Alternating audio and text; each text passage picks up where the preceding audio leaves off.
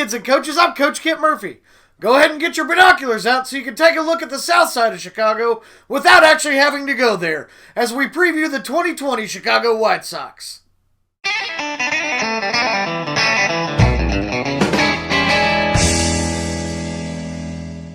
The Windy City. It's definitely not the Spendy City. Or they might have a roster that doesn't actually look like the bargain bin at Walmart. Their chances of winning sailed away years ago. Hell, even the Bears are like, damn, they suck. On the other hand, Trubisky might actually fit in on this team. So let's go ahead and eat a bowl of tomato soup from a bread bowl, otherwise known as Chicago pizza, as we break down the 2020 White Sox from a fundamental standpoint. At pitcher, you got Lucas Giolito, and a bunch of guys that people thought were going to be good one day. Here's a fun stat for you. Gio Gonzalez is the only player in the league to be the second best player on his team who has a name that starts with Gio.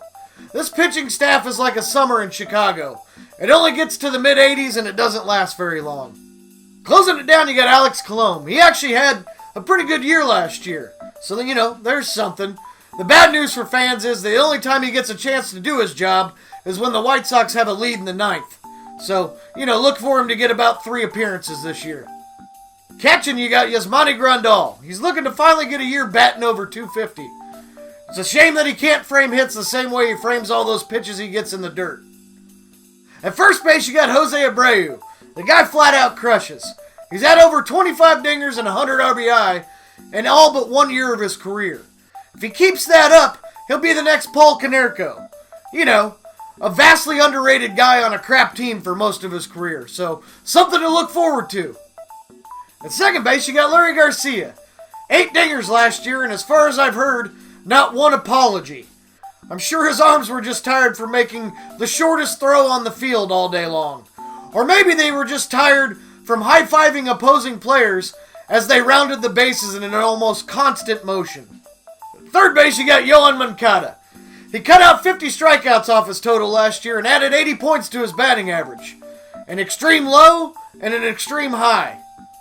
Bears offense, Bears defense. Same thing, you guys get it. At shortstop, you got Tim Anderson. Hell, he batted .335 last year, and in spring this year, he's already a candidate for best bat flip of the year. Bat flips.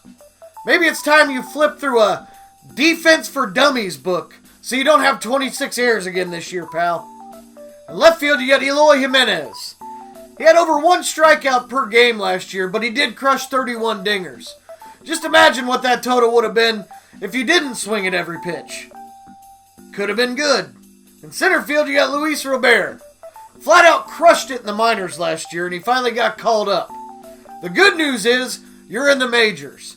The bad news is, it's the White Sox. Better luck next career. In right field, you got Nomar Mazara. As far as 260 hitters goes, he's one of the mediocrest. A damn fine fielder who leaves you with that good old-fashioned feeling every time he gets in the box of, that's fine, I guess. At DH, you got Edwin Encarnacion, a true dinger machine with over 400 for his career. I once saw Edwin get the bunt sign in Cincinnati, miss 2 of them intentionally, and then launch a walk-off about 20 rows deep in left field.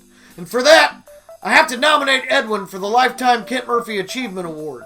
I can't give it to him outright because he did forget to nut tap the third base coach. So, get it together, pal. So there you have it, the 2020 White Sox. For the first time in 15 years, there's actually a shred of hope. And a much larger shred of, this probably won't end well again. But as I say every day in Chicago, there's always next year. So my win prediction total for the White Sox is 15, and if they go full Trashtros, as many as 23.